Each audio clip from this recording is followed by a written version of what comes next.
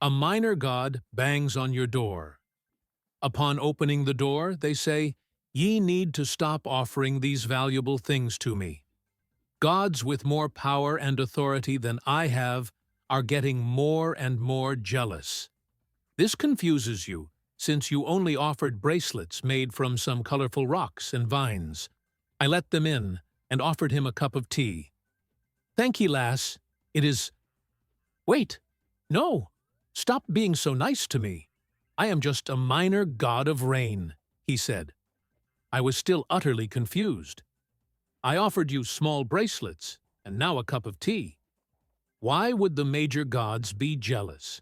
I asked. He sighed and conjured a water mirror. I saw myself in it.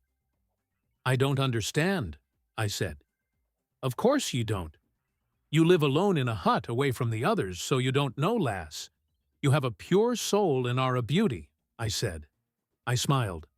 "Oh, thank you," I said. He sighed. "Stop being nice to me. I can feel the boss staring daggers at me," he said. "Boss, she is just nice," he continued shouting at the ceiling. I giggled. "You are funny," I said. He groaned. "I just felt the goddess of love cursing me." "Stop.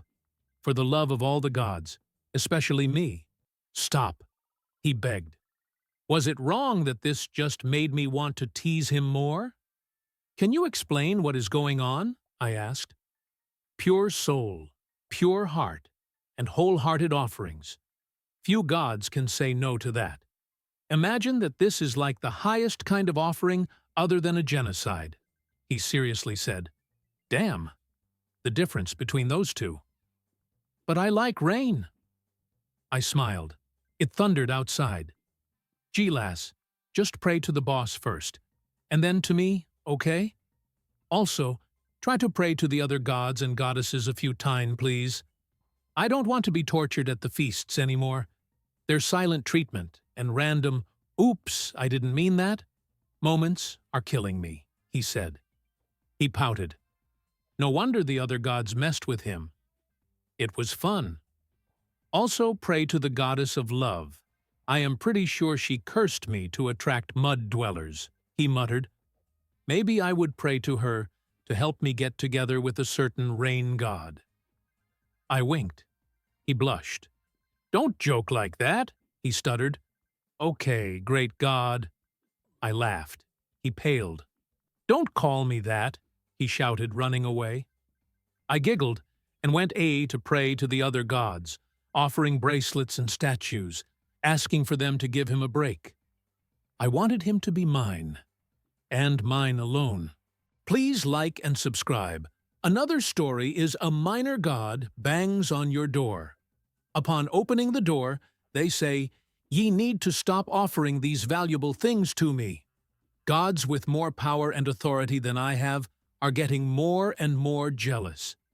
This confuses you, since you only offered bracelets made from some colorful rocks and vines." I stand at the door, completely nonplussed, my thoughts struggling to keep up with the sheer gravity of what just happened. My body, on the other hand, was much quicker on the uptake, attempting to make me prostrate myself or bow or, well, anything really, and, without the input from my brain to choose, made me do a weird, jerky fall onto the ground, where I just sat until I could think again.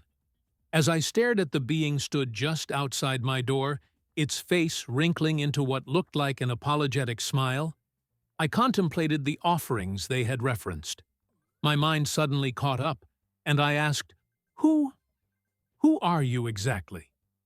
Unsure if "who" was the right word in this instance, considering the gods stood at 12 feet tall, their form constantly shifting between different animal shapes, with a hefty dash of plant life in there too. "Oh, for goodness sake," it said, with an accent somewhere between Cornish and Glaswegian, but somehow nowhere near either. "You been offering tributes, and don't even know my name? We've chatted enough." I stared, and the realization hit me like a bus. "You're Steve!" But, the doctor gave me all those pills, and you were real this whole time?" I started to cry, tears rolling freely down my face. I knew I wasn't crazy. Aye, but you need to calm down with the offerings. Ye have pissed off a fair portion of the major gods, as you've given me a physical form in record time, he explained, as I started to realize my predicament. What do you mean? It's always just a friendship bracelet, made out of local stone. I make them myself, and they're not very good. I sniffed, trying to rationalize what could possibly have annoyed a god about them. Aye, little one, but you poured every ounce of love into them, and that's why I've tried to pour every ounce of love right back, he said, with a warm smile and a loving twinkle in his eye, like a proud uncle watching his niece at the ballet. What really did it? Was the type of stone. His brow furrowed at this. I thought it was just quartz, I replied, dumbfounded. Unfortunately not. It's a very rare form of pure earth essence, and as such is very powerful. And now all of the gods know where it is. Not just the good ones, he finished with a worried look, glancing around. My head spun. I was totally out of my depth and starting to panic. What do?